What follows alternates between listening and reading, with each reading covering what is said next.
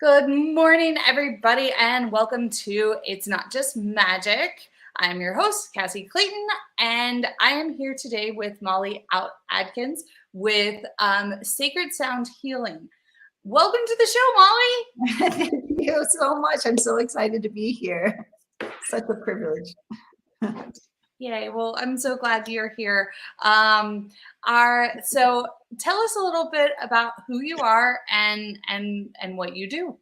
Yeah, sure. So I am currently living in Colorado, and I am a sound healer, yoga instructor, intuitive coach, and I help, in general, I help women find the life that they want, create the life that they want by releasing negative past experiences from their energy field and come into alignment with their soul's purpose.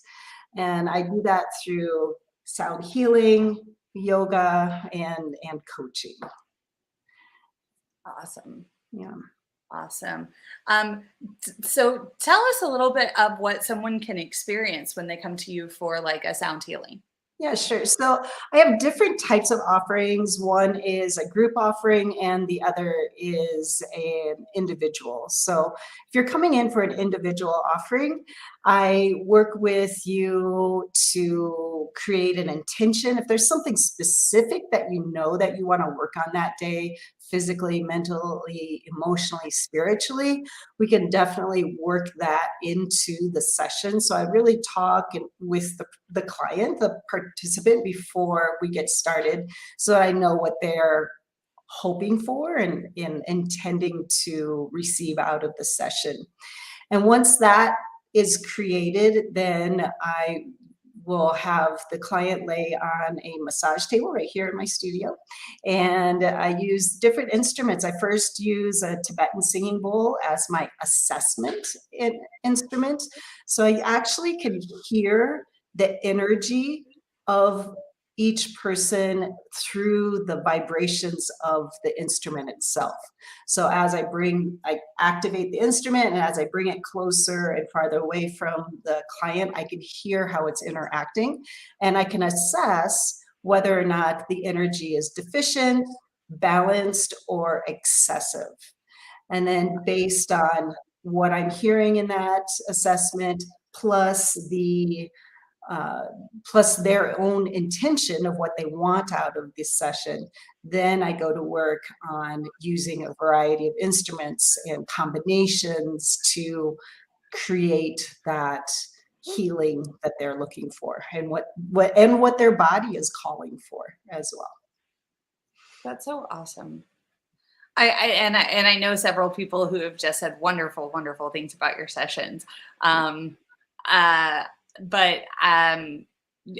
you also offer this online as well. Right. Yeah, that's the really cool thing about it, is that because it's energy work, it doesn't have to be in person, though it's kind of cool because you do get to feel the vibrations right there. But I have had some amazing results online as well, where I set up just like this, and I do envision the client right here in my room. And I work all the way around the table, around where they would be laying if they were here. And I can actually still hear that interaction with the energy. And then the best is to always have earbuds where you get the best. You can hear it the best, hear the sounds the best. And, they'll go through the same experiences that somebody would have if they were here, with the emotional releases, and some people have visions, or maybe their spirit guides come in maybe for the first time, so that's all kinds of things can happen during a session, or nothing. Sometimes, all is normal. That's the cool thing about sound healing, is everything is normal. Whatever happens is normal. I love that. I love that. So in your business, because I know you've been doing this for quite some time, but when did you know? Like, when on your journey did you know that it was really time to step into into doing this? Yeah, actually, I have been doing sound healing for maybe 3 or 4 years, 3 years. And I was doing that part-time at the beginning. I was a high school teacher and I've been in education for 30 years. And at my last place, I was in that same classroom for the last 19 years. And I was in a situation actually just last summer, just a year ago, actually, it's July. So just a year ago, when I pretty much had the rug pulled out from underneath me. The universe was just like, looking back, I could say, okay, yeah, that was the universe saying, okay, if you don't get on with this, we're going to make things really bad for you. So I, I ended up quitting my job. I took early retirement. I sold my house. I sold everything in it, moved across the country, and then I picked up in Colorado Springs, where I literally knew nobody here, and started my own business. So I think it was definitely this last summer when I knew for sure this is definitely what I want to do. It was my, when I, up until that point, as well as when I would think about sound healing or doing this work, my whole heart would light up. It was just like, yeah, I just love this so, so much, that feeling of yes. Right. Hmm. So is there like story that you have, like what's the one story that you have with like the clients that you've worked for that has had the most impact for you? Impact for me, or impact on this? Impact for them, or just been the most impactful? Yeah, there's a couple different ones that come to mind. One, it was more of a physical healing, and one more spiritual healing. So the one that was the more physical, and this is, again, this was an online event or session, and someone I've known for a while, and she'd complained about having this jaw issue for many months, and she was seeing specialists and just not getting the help that she needed. And all of a sudden one day she goes, oh my gosh, why haven't I asked you to help me? You've been right here in front of me for so many months. So we did one session together, and this jaw release happened so quickly, and from my perspective, so easily. And that she said when she came into the session, on a scale of 1 to 10, her pain in the jaw was a 7. But when the session was over, it's like 45 minutes or so with sound, it was a 3. Wow. So within such a short amount of time, was able to release that energy and release that physical pain in the jaw just so quickly. And then the interesting thing is, then once I work with somebody, I give them what I call it homework for fun. Then they continue to work on it themselves as well outside of the session. Yeah. Yeah. And then I've had just recently another client who had been struggling with moving forward in their business and with their goals, and had some struggles. And I can't go into too many details, but they came in and wanted that intention to be open for more and to be abundant. And at the end of the session, she was like, she had different spirit guides come to her, and she's like, it's so clear of what I need to do next. It's so clear. So that type of thing, just one session, is just amazing, the things that can happen. That's awesome. Absolutely amazing. When somebody does come to you, I do like the fact that you mentioned both on the physical side and on the spiritual side, because I think that a lot of people think that when they come to someone in that works in your space, that it's all about the physical side, or like it's all about the spiritual side, or like, Mhm. you know. And so I'm glad you brought that in, because I think that that's something that people don't always think about, is Right. like what, like we sometimes forget that we're all actually all of our systems are interconnected, right? Yeah, absolutely. It's so interesting because, it's those when we're not dealing with our emotions or dealing with the trauma that's happened in our past, that is what is coming up physically, Yes. right? So when that energy gets stuck in the body, if you're not dealing with it and letting it release, then it's going to start showing up in other ways. And it could be just, jaw issues. It can be sore muscles. It can go as even as far as like heart disease and cancer and all different types of ailments, diseases that are coming from just from not feeling your emotions and not dealing with that stuff that we experience in our everyday life. And that's where a lot of my coaching practice comes in as well, intuitive coaching.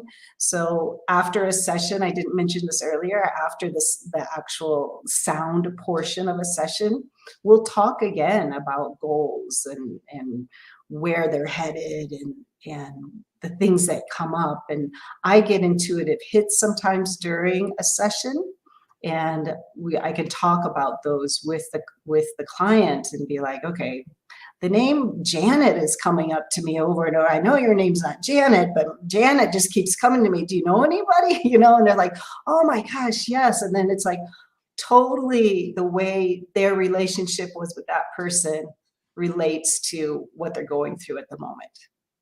So like those really cool things happen all the time. That's awesome.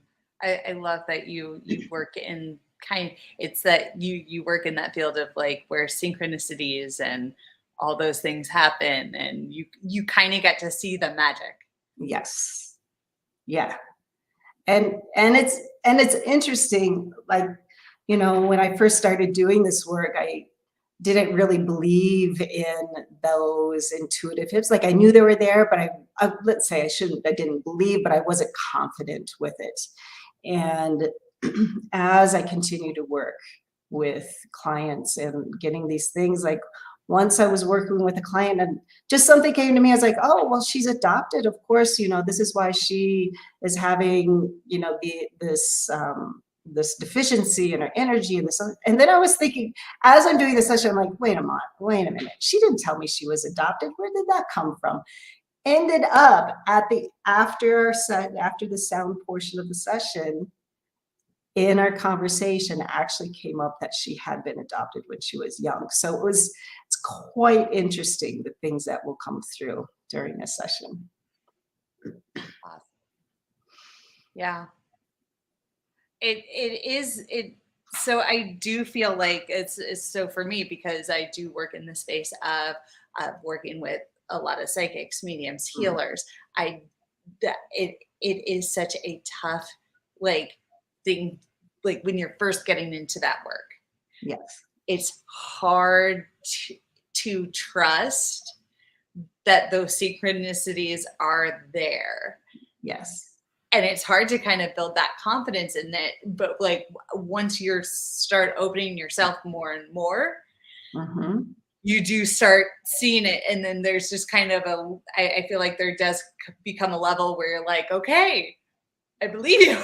I believe that these things will happen, because why? Because you've been happening. And I just think that that's, I do you see that in your clients that come to you, that like they become more open to those kinds of things, or? Yeah, absolutely. Absolutely. I think I definitely have had some clients that were kind of on the fence, like, yeah, I'm not 100% sure I believe in all this, but I just wanted to experience it. It's kind of like they're teetering between wanting to believe it and going back to that, general belief that stuff doesn't that stuff isn't true. It's too woo-woo, you know? And so, yeah, definitely I've had some great experiences of people jumping the fence and saying, okay, yeah, I'm getting this. I understand that connection with energy or spirit or the universe. And and I think a lot of it is, I mean, this is true for me as far as I talked about not having the confidence, is that the people that I was around when I grew up in my now in my marriage, my ex-husband, he didn't believe in that stuff. And so if I had something happen, I'd be like, oh my gosh, I feel like I can, I have a great sense of smell. I'd be like, I smell cigarettes in the house. Has somebody been smoking? They're like, oh mama, I'm like, no, there's Oh, it looks like we lost Molly. We'll just give her a short minute to come back. There she is. Hello. hello. I don't know what happened. That's okay. That's okay. We kept it going. Kept it going. Yay. So, Yeah. So, it's like people, because of the people I was around and they not believing in what was it I was experiencing so then I lost confidence in that. And so I think being more and more involved in the sound healing and feeling and understanding on a much deeper level that we're all connected and the universe is here to support us. Right? yes, absolutely. That is such a strong point, though. It does make a difference. Sorry, my dog has decided to join the conversation. So let's talk a little bit about the importance of having those, especially if you're going to enter the space of doing a business, particularly in this area, the people that you're around. Because it kind of sort of sounds like you and there are so many people who I do feel like as they do kind of step into a slightly more spiritual space, things like that, all of a sudden that they kind of have to shift those people that are around or that they do spend their time with because of that confidence. And like, you kind of have to find your tribe a little bit. So, could you talk to us a little bit about that and kind of how you ended up finding your tribe? Yeah, absolutely. So I already mentioned that I took this big leap and complete transformation in my life from quitting my job and moving across the country and really starting from zero.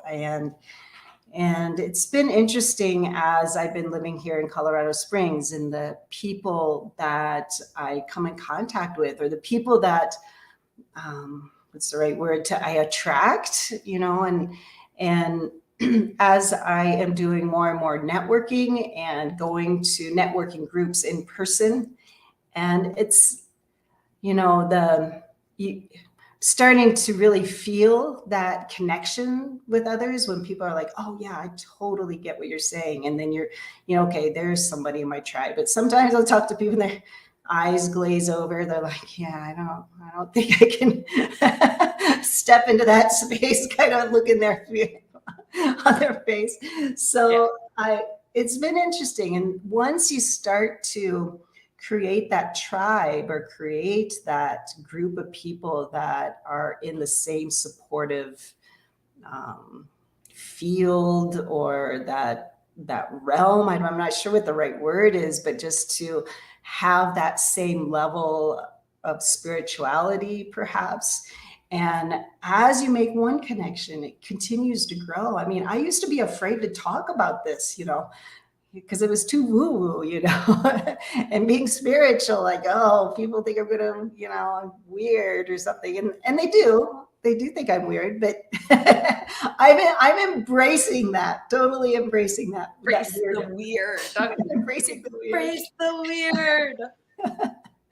Yeah. I actually have a good friend, and her whole thing is like, she like she has a daughter, and she was just like, look, we started off life explaining the fact that we are weird. Yes. We are a weird family. We are weird. That is a good thing, not a bad thing. Don't ever let anybody take your take your weird and use it against you, because that is a pro. Yes, And she was just like, we're gonna be seen as weird anyway, so just start off with like that be the norm. Right. We're weird. It's okay. That's right. Right. So true. You know, I spent so many years trying to fit in, and, you know, as a teacher, as a high school teacher, you know, you have that image of whatever it is, you know, you're trying to fit into that teacher image, and wearing the right clothes, or having glasses, or, you know, the short hair, or whatever it is. And having to act in a certain way, and having to always be neutral on, you know, in the classroom, we have to be neutral on all topics, because we don't want to sway our students one way or another. And so, you know, that just not being able to be really who I am, you know, is a challenge. It is a challenge. It was a challenge. Yeah. What would you, so if there was somebody that you met and they were going through that challenge of where they just don't feel like they're trying to step into this more spiritual space, and they just don't feel like they can fully be themselves, or they're having to do that like tiptoe around, what advice would you give that person? Yeah, that's a great question. I think that self-identity is so important, in that really embracing, really taking a good look at yourself, and deciding who you want to be and who you want to show up as in the world, and embracing that, and also being allowed to make changes. You know, you might be on this path and like, okay, yeah, maybe I need to adjust in this little bit of way, or, you know, just really stepping into your own identity and your own branding, I guess. This might be what I want to say. Like, who do you want to be? Who do you want to be? Yeah. I have that conversation with my clients a lot. Like, who do you want to be? How do you want to be seen? How do you want to be, you know, what is it that you're trying to put out there? And how do you want that to feel? How do you want that to look to other people? Who are your people? Who are you trying to attract? Right. Because you kind of want to attract the people who you like working with. Right. Right. Exactly. So if you're acting, you know, if you're portraying a certain way, then you're going to attract those types of people, right? Yes. You're acting in another way, you're going to attract those types of people. So trying to figure out who you are might be the biggest challenge in starting your own business, you know, especially this type of more spiritual side of things. For sure. Absolutely. Okay, so let's see. So if somebody came to you and said, Molly, I love everything that you're doing. I want to learn how to do this, and I want to